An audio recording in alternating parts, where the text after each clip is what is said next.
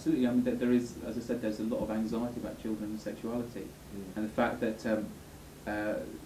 there is discussion of what kind of clothes children should be wearing, what kind of whether children should be wearing makeup or not, is an indication of the kind of anxiety we have about the kind of boundaries between adulthood and childhood being eroded, even as we as adults are constructing the very culture which allows that process to happen.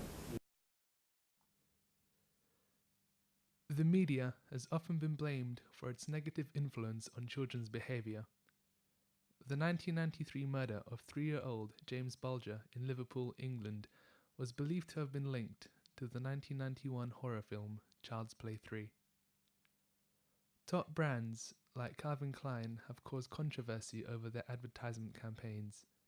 Many of their 1980s campaigns featured model Brooke Shields in an often provocative manner when she was only 15. Are girls really as vulnerable from the ages of 10 to 14 as we'd like to believe, or is society being too protective? Does the portrayal of women in the media have a positive or negative impression on girls as young as 10 to 14? What celebrities do you think are children's favourites? Okay, well, I think it's important to separate children from the rest of society, because children, although there is teen culture and youth culture, a lot of the TV shows which children watch are very exactly the same as kind of TV shows watched by the general population. So things like EastEnders and the X Factor, the Big Brother, popular with young people in the same way as they're popular with adults. I mean, there are obviously certain celebrities who are aimed at children more than others. So, for example, someone like Hannah Montana, who's very kind of important for the Disney brand. Who are your favourite celebrities? Rihanna, Choco, because they're good singers.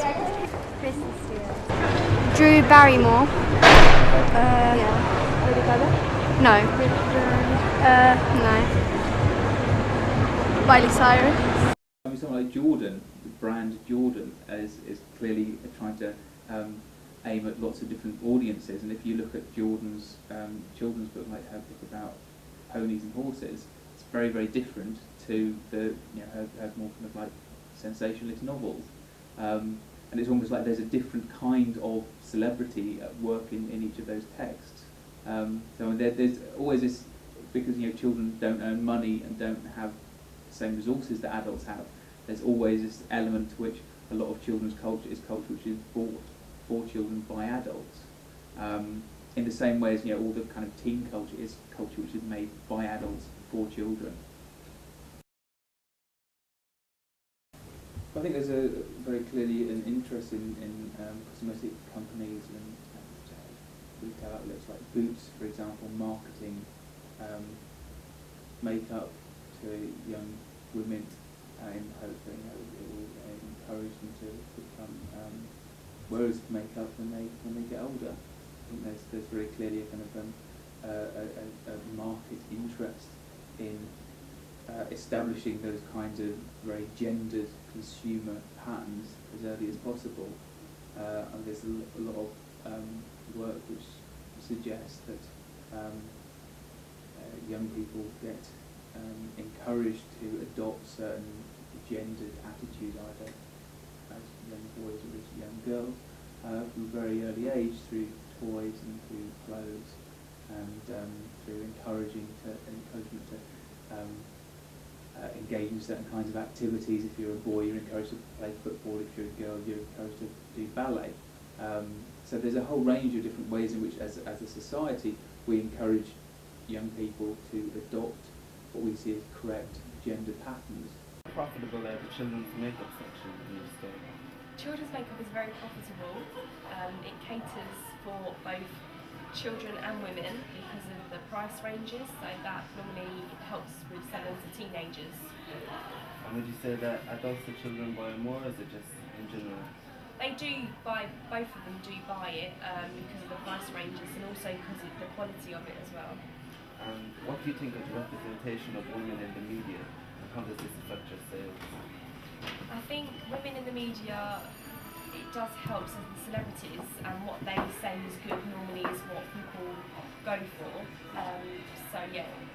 Would you like to grow up and dress up like celebrities? Sometimes. So it affects you when you watch them? Well, sometimes like I think a bit too far like to the future. Like I just want to grow up and just be like 18 or 20 and just like get out there and then just not like them, like plastic fake kind of thing, but like just be out there and just have fun. Do you wear makeup? Yeah. I know, they do grow up quick. They keep wearing makeup now, it's only 12. Just like foundation and mascara and stuff like that. Like lip gloss not and stuff. Like loads. I don't even wear like eyeshadow and stuff like that if I was going out to like a party or something. Yeah. And why do you do that? Well, I wouldn't say it makes me look prettier, but it's like I don't know, just sometimes made me feel grown up, and like, if I can be bothered, then I make an effort. It makes like the thing more fun if you look nice. And then just you can enjoy yourself and enjoy the way you look. Be concerned about the kinds of images that we see in the media. I think we certainly should.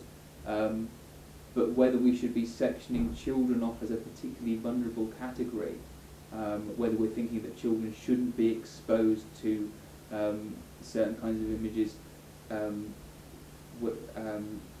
whether they're kind of positive or negative, I think it's kind of debatable, because if children need to learn about the world. Children need to learn about the world, and if we're not happy with children consuming the kind of media which we're making, maybe we should think about what kind of media we're making rather than thinking about restricting children's access to that.